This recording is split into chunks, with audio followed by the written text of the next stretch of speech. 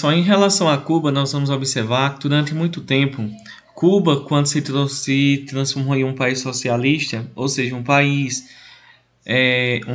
no qual as pessoas têm mais igualdade social, onde tudo pertence ao Estado, nós vamos observar que desde 1959 até 2015, nós vamos observar que durante muito tempo Cuba ela foi deixada de lado, principalmente pelos Estados Unidos. Então a gente vê que Cuba nunca teve um grande desenvolvimento econômico. Ainda hoje a gente vê que Cuba é um país que não tem um grande desenvolvimento econômico e por isso é um país que vai ser subdesenvolvido. Nós vamos observar então que Cuba investiu muito na educação e na saúde.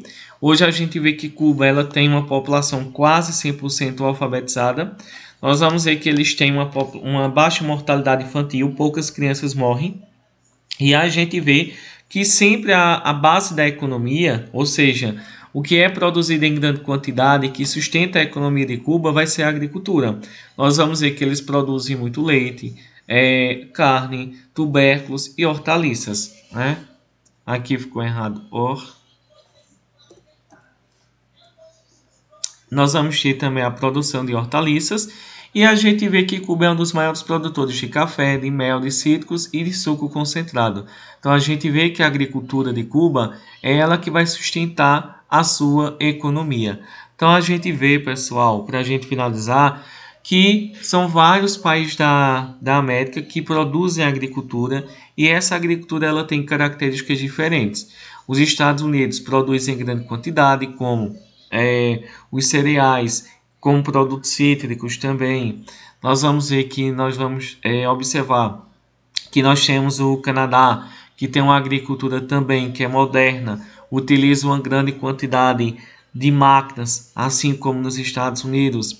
Nós vamos ter, por exemplo, o México. O México é um país que ele é um país subdesenvolvido, emergente como o Brasil, e que produz também a agricultura, só que a agricultura deles é uma agricultura que ela ainda hoje ela é voltada para o mercado interno, ou seja, eles produzem para o próprio México. E a gente vê que existem duas áreas de produção agrícola no México. Nós vamos ter uma área que ela vai ser os ejidos, uma agricultura que ela é propriedades agrícolas que pertencem a poucas pessoas, é uma agricultura que ela é privatizada e a gente vê que eles produzem principalmente para vender no México. Já existem as haciendas, que são grandes fazendas que produzem para vender para o mercado externo, para outros países. E vamos ter Cuba, que sempre teve e continua tendo como a principal fonte de riqueza a agricultura, que vai produzir o café, o mel, produtos cítricos como laranja e também vende produtos como o suco concentrado. Então a gente vê que a agricultura ela tem grande importância no continente americano, nos Estados Unidos e no Canadá, que são os maiores produtores agrícolas da América, porém esses produtos eles não são a grande riqueza daquele país, daqueles países, porque eles produzem principalmente a indústria. Então a indústria é a principal fonte de riqueza deles. Porém, mesmo assim, eles não deixam de ser os maiores produtores agrícolas do mundo, e principalmente aqui do continente americano. E nós vamos ver que o México e Cuba, né, e principalmente Cuba, a agricultura é a sua principal fonte de riqueza.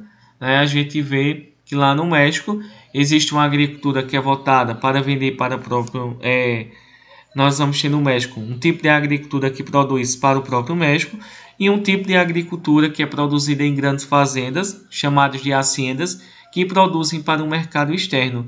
E Cuba a gente vê que desde sempre teve uma economia que é baseada na agricultura.